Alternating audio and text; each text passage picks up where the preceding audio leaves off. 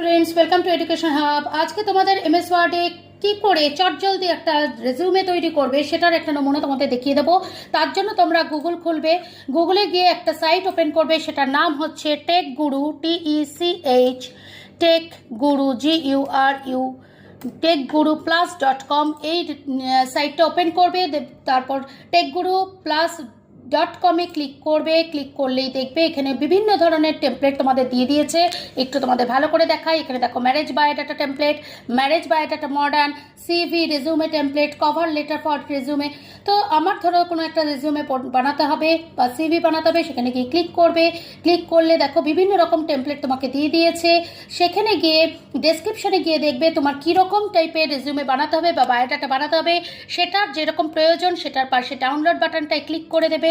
Download বাটনে click করলে পুরো রেজিউমেটা ডাউনলোড ফার্স্টে হবে। এখানে দেখো পুরো তোমাকে একটা কীরকম হতে চলেছে সেটার আগে নমুনা দেখাবে। তার নিচে চলে গেলে দেখবে ডাউনলোড রেজিউমে রয়েছে, সেটাতে ক্লিক করবে। সেটাতে ক্লিক করলে তোমার এই রেজুমেটা পুরোপুরি এমএস ওয়ার্ড ফাইলে এসে খুলে যাবে। সেখানে যদি তুমি চেঞ্জেস করতে চাও, সাপোজ এখানে নামটা চেঞ্জ করতে চাও বা ফটোটা চেঞ্জ করতে চাও, তাহলে দেখবে সবার উপরে একটা এনেবলিং এডিটিং পয়েন্ট রয়েছে, সেটা থেকে ক্লিক করে দেবে। সেটাতে যেই তুমি ক্লিক করে দেবে তখনই তোমার এটা এনেবলিং হয়ে গেল।